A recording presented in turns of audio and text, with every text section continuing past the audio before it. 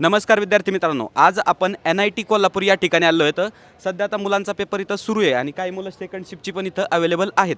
त्यांचा आज आहे 13 तारखेचे शिफ्ट 1. त्याचे आपण डिटेलमध्ये रिव्ह्यू घेणार आहेत. म्हणजे काय तुमचे जे प्रश्न असतात की कशा पद्धतीने टाईम मॅनेजमेंट करायचा, काय काय मुलांना फेस करावं लागतं किंवा शिफ्ट मॉडरेट होती की डिफिकल्ट होती की त्याच्यानंतर इझी होती, याचं कन्क्लुजन मी फायनल देणार आहे तुम्हाला. मग त्याच्यामुळे काय करायचं आहे, व्हिडिओ तर हा शेवटपर्यंत पाहायचा आहे आणि चॅनलवर नवीन असेल तर चॅनलला सबस्क्राईब करायचं आहे. आत्ताच आपल्याला एक मित्र भेटला आहे आपला, त्याला नाव वगैरे विचारू त्याचं अगोदर. तुझं नाव सांग मला. माझं नाव रोहित उत्तम पाटील.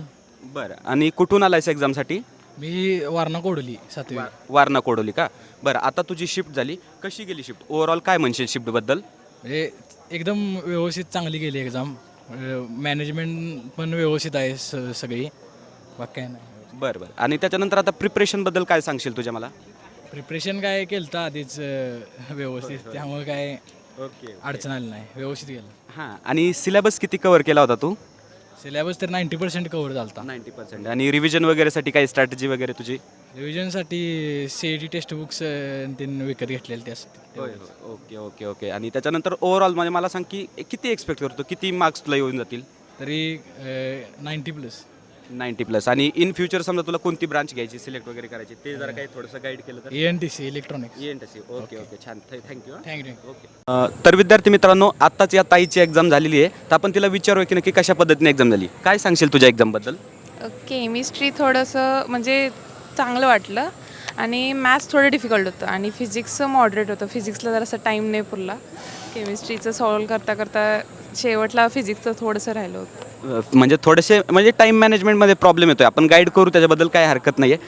त्याचबरोबर प्रिपरेशन कशा पद्धतीने केली होती तुम्ही, त्याच्याबद्दल काय सांगाल का? प्रिपरेशन माझं पूर्ण 2 इयर्स अकॅडमीमध्येच घेतलेलं सगळं. त्यांनी टेस्ट त्यांनी घेत होते, मग त्यामुळे त्याचंच होत होतं, तिकडेच घेत होते त्यांनी सगळं. आणि तुमचा मेन फोकस MST CET होता की JEE? MST CET. हां, म्हणजे पहिल्यापासून MST CET त्यांनी केलं आहे. म्हणजे ओव्हरऑल पेपरला काय रेटिंग द्याला, की पेपर कोणत्या पद्धतीचा होता? हार्ड होता, मॉडरेट होता की इझी होता? हार्ड होतं, त्यामुळे थोडंसं डिफिकल्ट लेवलचा म्हणेन मी. ओके, म्हणजे मॅथ्स हार्ड होतं. आता तुम्हाला काय एक्सपेक्टेशन की नक्की किती स्कोअर तुम्ही कराल? नियर बाय 100च्या आसपास. ओके, नियर बाय 100च्या आसपास त्यांचा स्कोअर येऊन जाईल. त्याचबरोबर तुम्ही मॉक टेस्ट वगैरे दिल्या होत्या का फुल लेंथ? दिलेल्या. ओके, किती मॉक टेस्ट दिल्या होत्या तुम्ही? पूर्ण 2 इयर्समध्ये नाही म्हटलं तरी 50-60 झाले असतील मॉक टेस्ट. बरं. आणि इथं तुम्ही समजा या NIT कॉलेजला आलात, new institute of technology Kolhapur इथं, तर इथं तुम्हाला काही प्रॉब्लेम वगैरे जाणवला का? म्हणजे एक्झामचं कॉम्प्युटर वगैरे काही बंद पडण्याचं किंवा ज्या शीट्स वगैरे आहेत त्या रफ शीट, त्या एक्स्ट्रा काही म्हणजे? नाही, असा काय प्रॉब्लेम नव्हता. त्यांनी प्रोव्हाइड केलेलं सगळं आणि कम्प्युटर पण काय असं प्रॉब्लेम नव्हता. बरं. आणि त्याच्यानंतर आता अपकमिंग ज्या शिफ्ट्स आहेत त्या मुलांसाठी तुम्ही काय सजेशन द्याल? मॅथ्स थोडं डिफिकल्ट वाटलं, मग त्यासाठी टाईम मॅनेजमेंट प्रॉपर झालं पाहिजे आणि सॉल्विंग बरोबर झालं पाहिजे मॅथ्सचं. आणि फिजिक्सला पण पटकन टाईम दिला पाहिजे. हां. आणि अशा काही मिस्टेक तुम्हाला जाणवल्या की तुम्हाला वाटतं त्या व्हायला नको होत्या? मी केमिस्ट्रीला खूप वेळ दिला, त्यात जरासं मला वाटते की तेवढा द्यायला नको होता. मित्रांनो, आपण पहिल्यापासून सांगत होतो की केमिस्ट्री पहिल्या 15 मिनिटात तुम्ही एकदा 50पर्यंत ट्रॅव्हर्स करा आणि नंतर पुन्हा या. होतं कसं, मुलं काय करतात, पहिल्या 4 क्वेश्चन नाही सुटले तर त्यानंतर गोंधळून जातात. बरोबर आहे की नाही? असं झालं की तुमच्यासोबत? होय, गोंधळ झाला शेवटी. होय. मग त्यामुळे ठीक आहे, काय नाही. तुम्हाला तुमच्या फ्युचरबद्दल खूप खूप शुभेच्छा. धन्यवाद.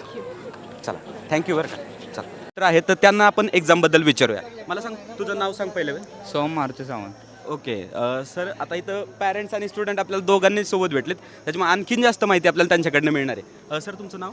रोहित अप्पासो गदाळे. ओके. आणि तुझं नाव? विनायक गदाळे. बरं, आता यांना आपण डिटेलमध्ये विचारू की नक्की कशी कशी शिफ्ट होती, कशा कशा पद्धतीने यांनी पेपर अटेम्प्ट केला आहे. काय बोलशील तुझ्या पेपरबद्दल? पेपर ठीकठाक होता, गेला ओके, सोपा सोपा. ठीकठाक होता. तुझ्याबद्दल? फिजिक्स थोडं टफ होतं, बाकी सगळं होतं. ओके. आणि त्याच्यानंतर ना बाकी केमिस्ट्री वगैरे? केमिस्ट्री तिथे नव्हतं. हां. सर, तुम्ही काय सांगाल, यांनी तुम्हाला एक्झामच्या सेंटर बाहेर चालू काही सांगितलं का? नाही, नाही का? होय. आणि क्लासला वगैरे कुठं होता?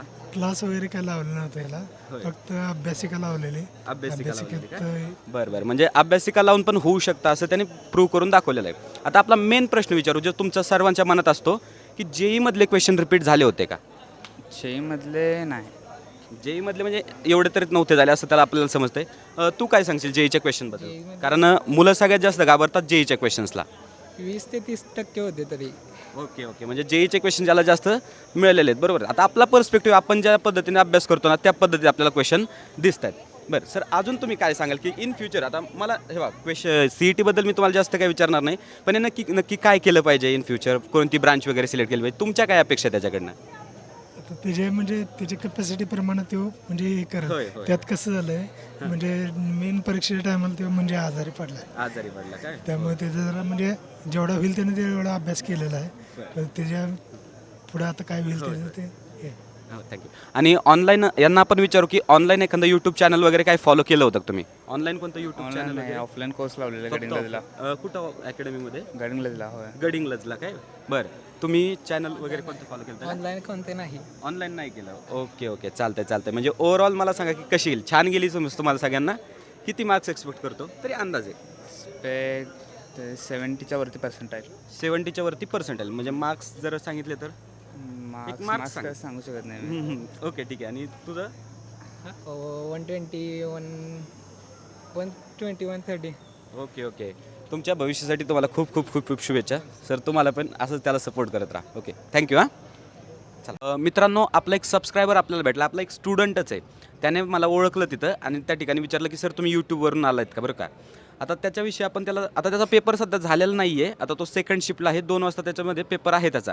तर त्याला विचारून की काय वाटतं पेपरबद्दल, काय रिॲक्शन्स मनात येत आहेत थोडक्यात? भीती वाटते जरा. भीती वाटते, हो ऑब्विसली सगळ्यांना वाटणार आहे, पण आता कसा ॲटिट्यूड ठेवणार पेपरमध्ये तू? कॉन्फिडन्स ठेवणार जास्त. कॉन्फिडन्स ठेवा. मित्रांनो तुम्हाला सांगतो कसं आहे, जाऊ दे, प्रिपरेशन तुमची सगळ्यांची झाली आहे आणि 100% प्रिपरेशन ही कोणाची कधी होत नसते, बरोबर आहे. त्याच्यामुळे जेवढी झाली तेवढी आपली व्यवस्थित झाली, पॉझिटिव्ह थिंकिंग करा आणि पेपरला जावा. अजून काय सांगशील मुलांना? अजून पेपरवर हे द्या कॉन्सन्ट्रेशन. बरोबर, कॉन्सन्ट्रेशन पेपरवर व्यवस्थित करा. All the best. मित्रांनो, जसं आता तुम्ही पाहिलं, शेवटपर्यंत हा व्हिडिओ पाहिला त्याबद्दल तुमचे खूप खूप धन्यवाद.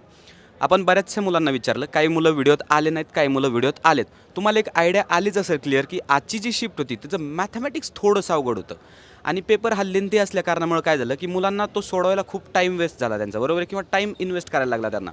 तर मी तुम्हाला काय सांगेल की जास्तीत जास्त PYQजवर फोकस करा, कारण आपण विचारलं बऱ्याच जणांना की PYQज वगैरे रिपीट झाले होते. त्याचबरोबर जेईचे 4 ते 6 क्वेश्चन आहेत, त्यांचं टेन्शन घेऊ नका तुम्ही, ते ॲटोमॅटिकली तुमचे PYQजमध्ये कवर होत आहेत. मग सगळ्या गोष्टी आहेत आपल्या फेवरमध्ये. चॅनलला सबस्क्राईब करा. All the best.